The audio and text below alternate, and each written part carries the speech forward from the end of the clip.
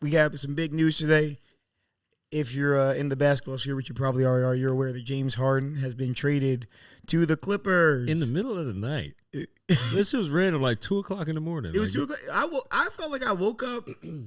Maybe I just didn't check Twitter or something, but it wasn't there when I woke up. And then when I got home from my walk at like 10 a.m., it happened. Oh no, bro! Yeah. Like at like 1:30, yeah, our time, the group chat. Oh, it was your group chat. I was like, yo, what happened? Man. Yeah, James Harden.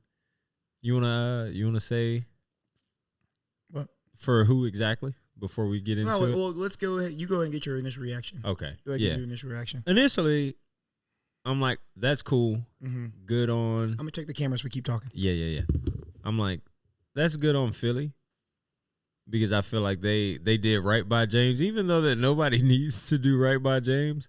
But I think if they screwed him over already and didn't give him the bread that they were talking about, this is the whole, like, Daryl Morey is a liar, all that good stuff.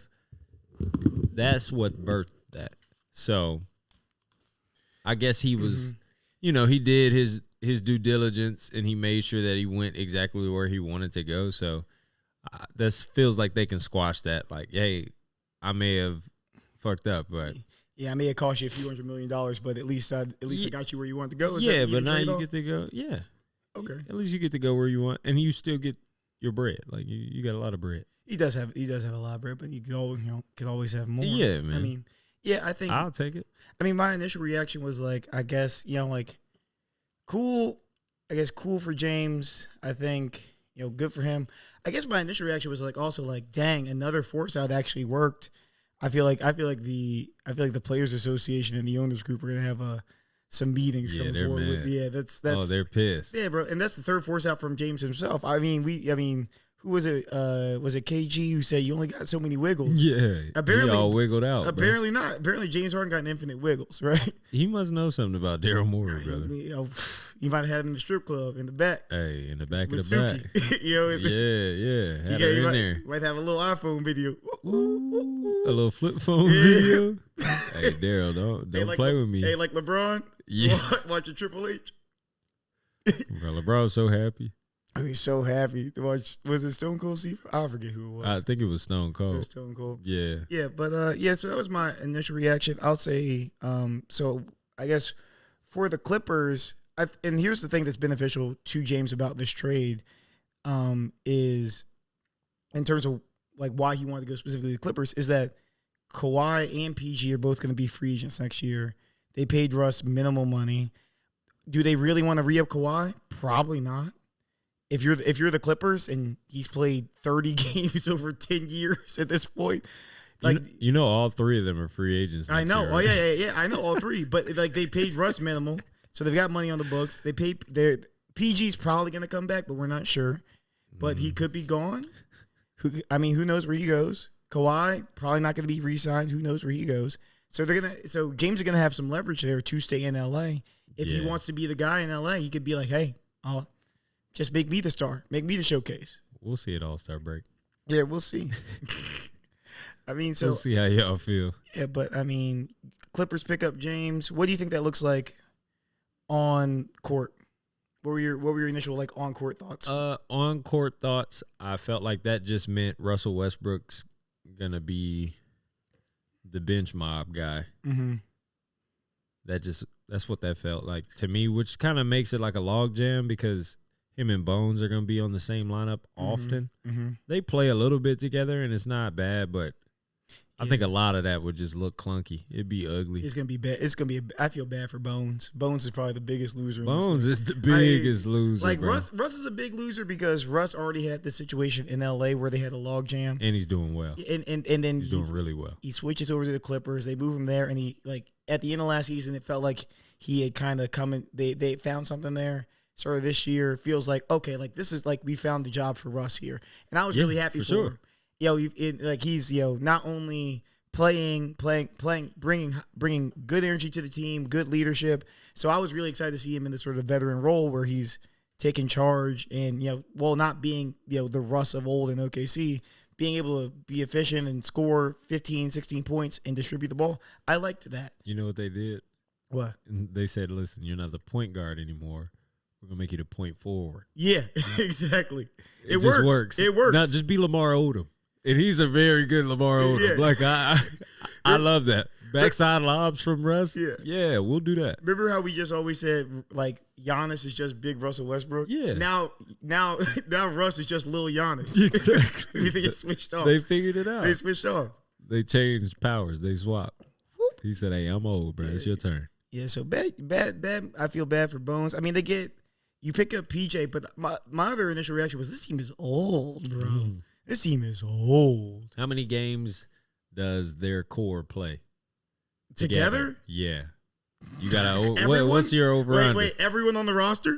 No. Just the four. You mean like just Kawhi, Paul, James Harden, and Russ. How many games did those guys play together? Yeah, all four of them. Healthy? Yeah. Or like playing like minutes on the court. On the court. They start the game together. I don't think they'll start games together. You don't think they'll start together? I think they'll probably just move Russ straight to the bench. It's no way. I mean, just saying. That'd be crazy. Yeah, but how many games will they play together? Maybe all on the roster. Maybe 20. 20? Maybe 20. I think the over-under should be 20. That should be the line. No, I think the line's got to be like 23. 23? 23 and a half games. Are you over or under that? I'm over on that. You're over that? I'm thinking 30. Yeah, 30 is my guess. Yeah, probably. I mean, it's you never know. It's a war of attrition. These guys are old and they get injured. I mean, we'll two are injury prone. I want to be wrong. Yeah, three of them are kind of. I mean, two are injury prone. James and Russ are more resilient, but you never know. They were Iron Man. Yeah. Russ is still Iron Man. James Harden forced himself to not be Iron Man anymore because Russ played all the games. Oh, absolutely. James Harden played all the games. Mm-hmm. Yeah. So I mean, that's my initial reaction. What do you think about Philly? Because I think we've focused, and everybody is focused, obviously, on the Clippers, but nobody's talking about what that did for Philly or to Philly. It's depending on your interpretation. I feel like it doesn't do much for Philly. Honestly, feels like. Well, so I looked at the odds for Vegas for their championship odds post this trade. They got worse. Vegas thinks will get worse. It seems like kind of a lateral move, losing James Harden.